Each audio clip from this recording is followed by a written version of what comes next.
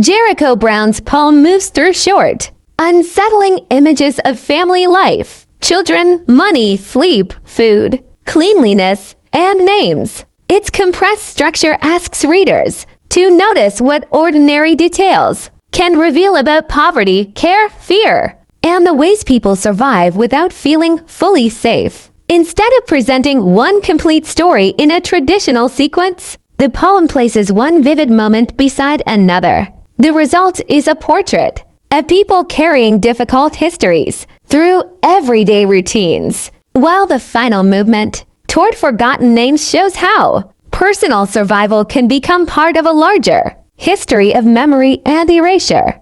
The poem begins with a phrase that sounds gentle. People say goodnight instead of goodbye. Yet the quiet ending of the day is connected to an unplugged television, money hidden in mattresses, and decisions carried into sleep. Home feels familiar, but the details suggest that comfort is incomplete. The ordinary act of turning toward bedtime contains a quiet awareness of insecurity. The family is not simply resting. It is protecting what it has, conserving what little may be available, and carrying tomorrow's problems into the darkness.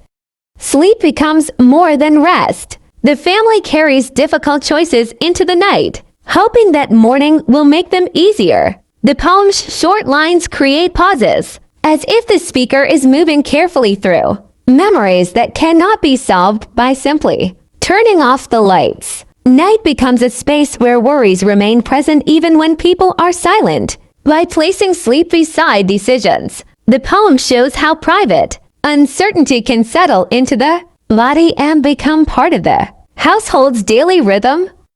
Some of the children in the poem are not the speaker's own children, and some parents have never received the celebrations that usually mark childhood. This shifts the poem from one private family to a wider community of children and adults who inherit care, absence, and unfinished histories. The poem does not describe childhood as a single protected experience. Instead, it suggests that children may be held by several households, remembered by some adults, and overlooked by others, while the adults themselves carry the losses of celebrations and childhood, moments they never received.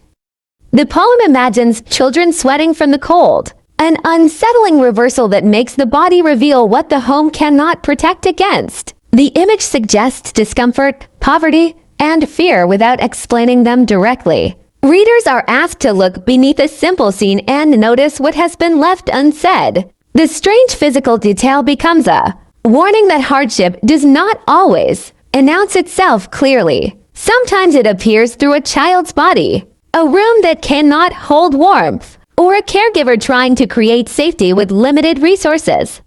The children wake without an alarm and are taught by the adults around them. The poem moves quickly through these actions, showing how survival can replace ordinary routines. Learning happens in the middle of uncertainty, and children grow through lessons that are practical, emotional, and sometimes difficult to name.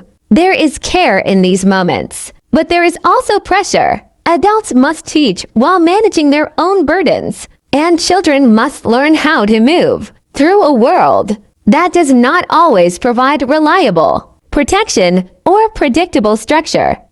The poem turns toward food, cooked animals, and the question of how one person arrives at a place of fullness. It refuses to make survival look simple. A meal may feed a family, but the path toward that meal may carry hunger, compromise, work, and histories that remain hidden from view. The poem asks readers not to judge a full table without considering the labor and uncertainty behind it.